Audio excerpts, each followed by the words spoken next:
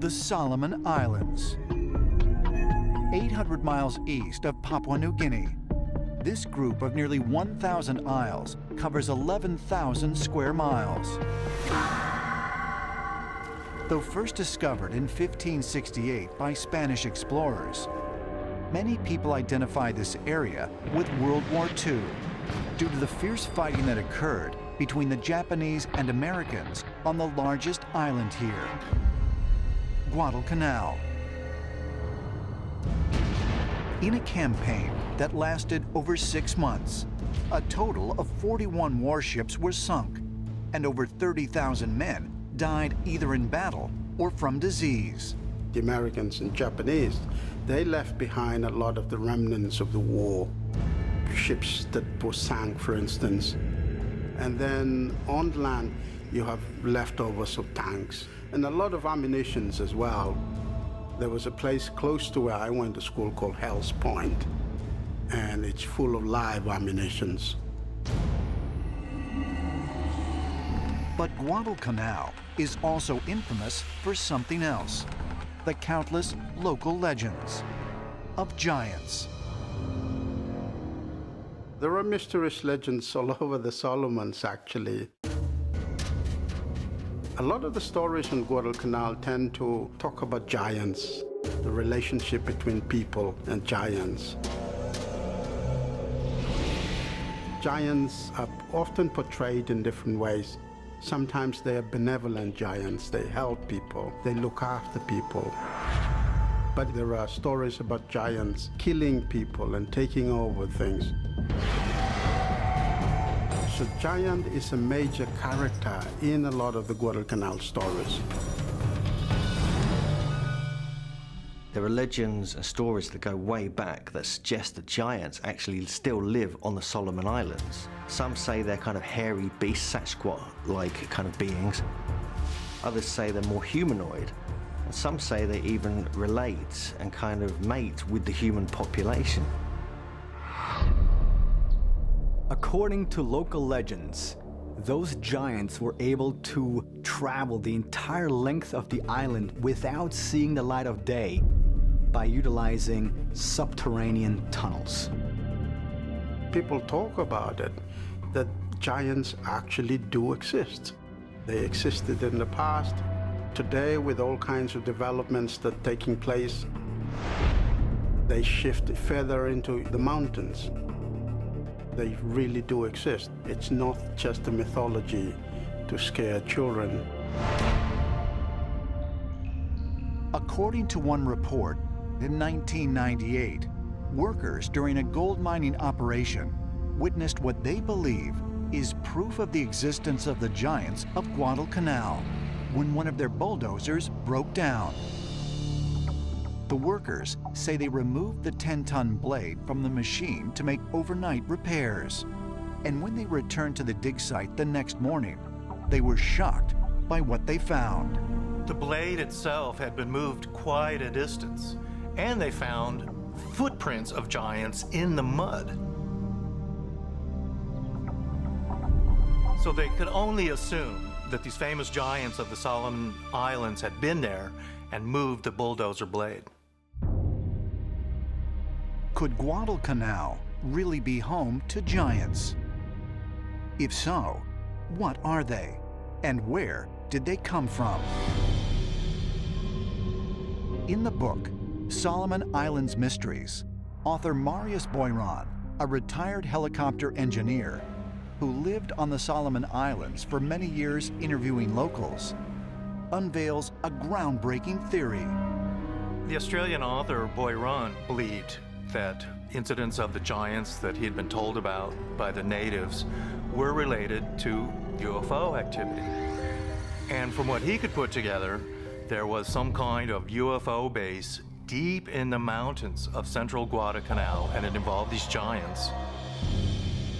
And at the same time, there was some kind of underwater UFO base there as well.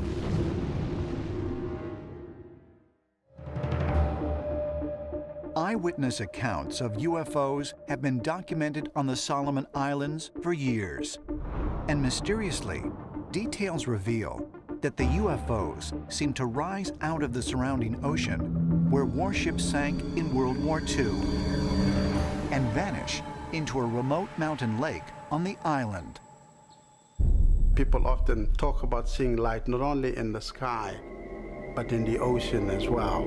That you see lights in the ocean, and then you see lights flying past overhead as well, and sometimes crashing into the ocean, like a plane crashing. There have been sightings of flying saucers appearing over the wreckage, flying into and out of mountains and volcanoes in the area. So the whole area is really pretty interesting.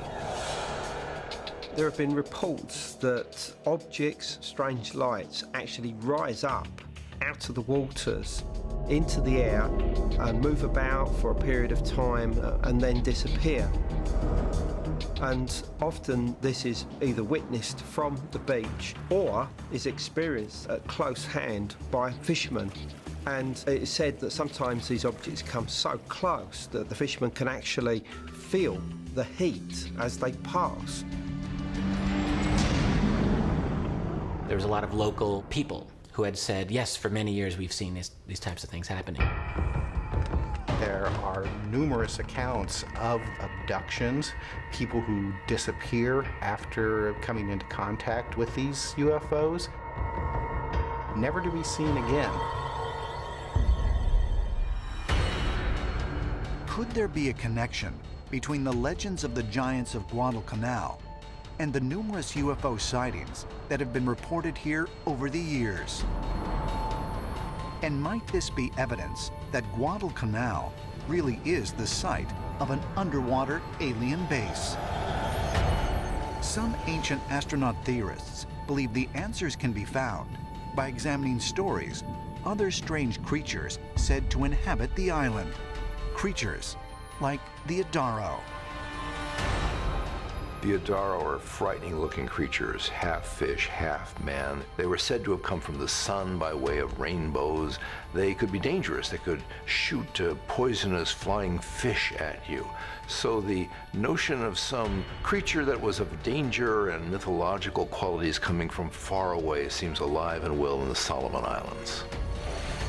Chua Chua is a story that a lot of people on Guadalcanal know about, that these are actually human beings, but at certain time they take different forms.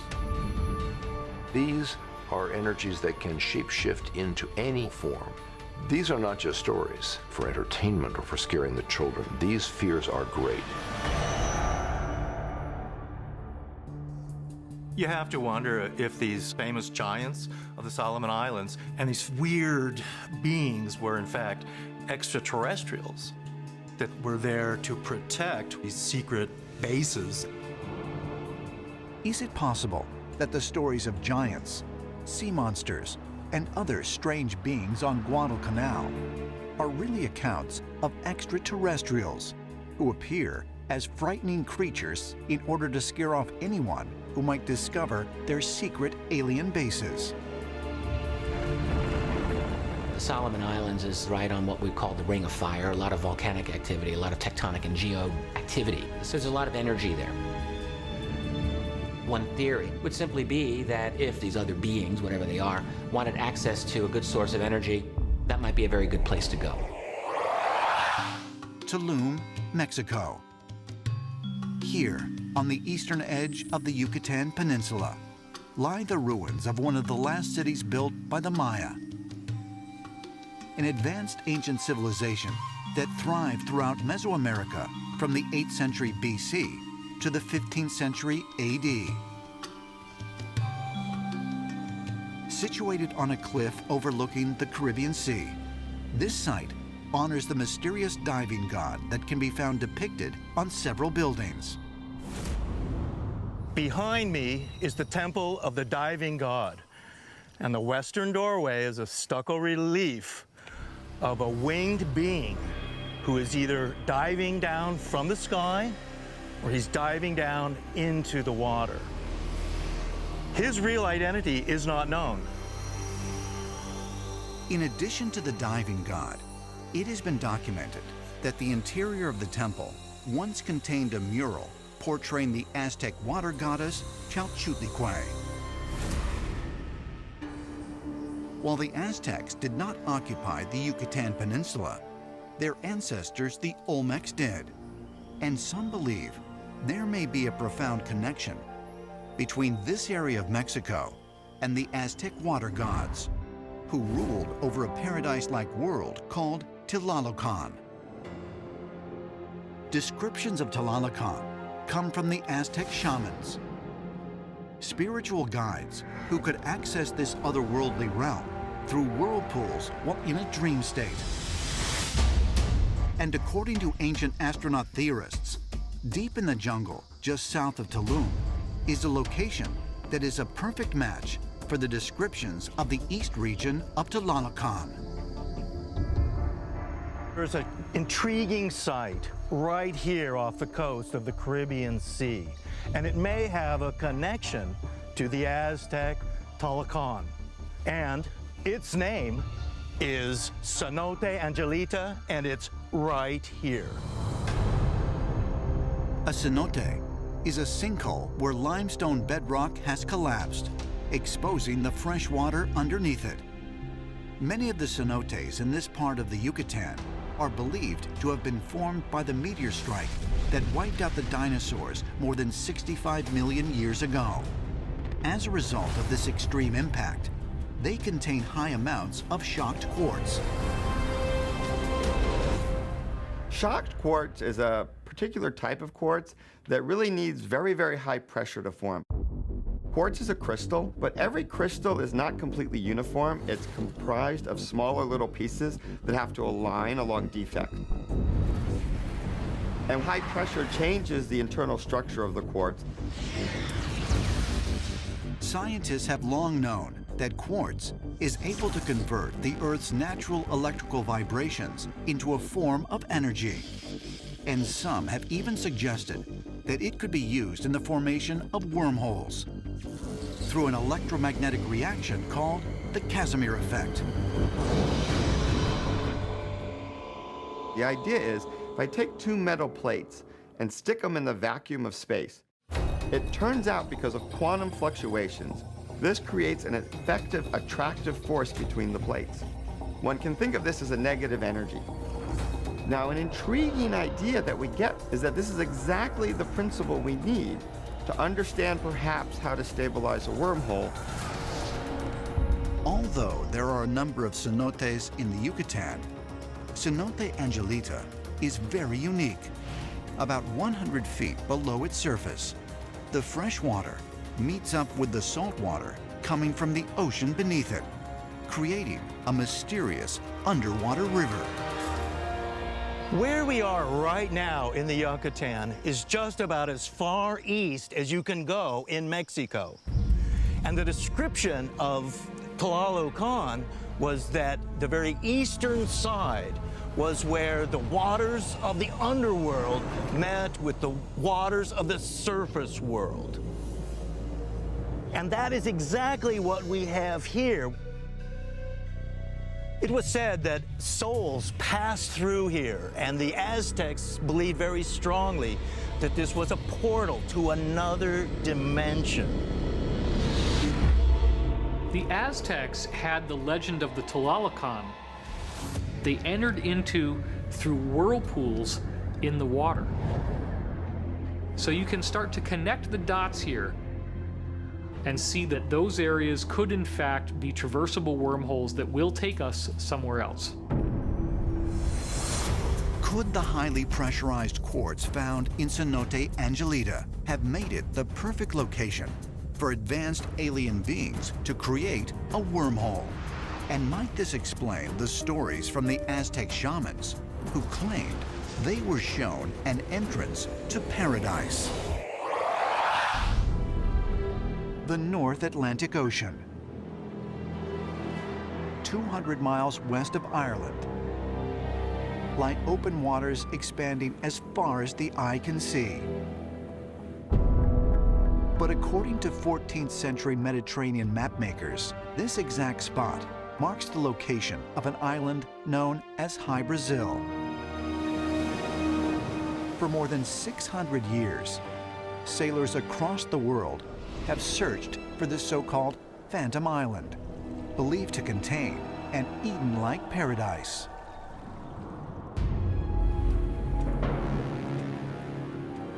Lore has it that the island couldn't be seen except once every 7 years, when it could be seen but not reached. High Brazil allegedly appeared and disappeared behind the mists. It could never definitively be found, although its putative location is marked on some of these early maps. High Brazil was first mapped by the Italian Majorcan cartographer Angelino de Dell'Orto in 1325, who described the island as being a strikingly round form. Over a century later, in 1497, Italian explorer John Cabot also reported reaching High Brazil. And in 1674, Captain John Nisbet of Ireland reportedly brought back silver and gold from the island that he claimed to have received from an old, mysterious man. Strangely, he and his men also said that High Brazil was inhabited by what they called giant black rabbits. Other explorers of the time returned from the island with similarly bizarre stories and accounts of beautiful, glowing people. High Brazil is imagined in Irish lore to be the place that the Irish gods came from. On the island of High Brazil, the gods had a luxurious life. They were able to develop an advanced civilization. In 1684, one of the first Irish historians, Roderick O'Flaherty, wrote about High Brazil in his book, A Chorographical Description of West, or Ir Connacht. In it, he refers to the island as enchanted and writes that it is a land kept hidden by the special ordinance of God. Like a lot of other mythologies, such as Atlantis, High Brazil was thought to be the source of civilization, especially in Ireland and England and other areas such as that. It's thought that High Brazil still exists under the sea, and that periodically, when the conditions are right, it'll surface.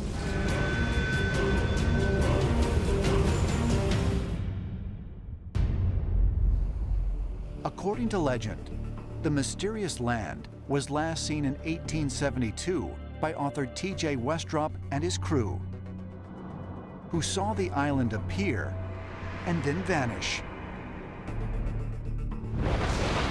If High Brazil is an actual land, very possibly it could be that at one time on planet Earth there was a superior technology, a civilization that had progress that far surpassed even our own today.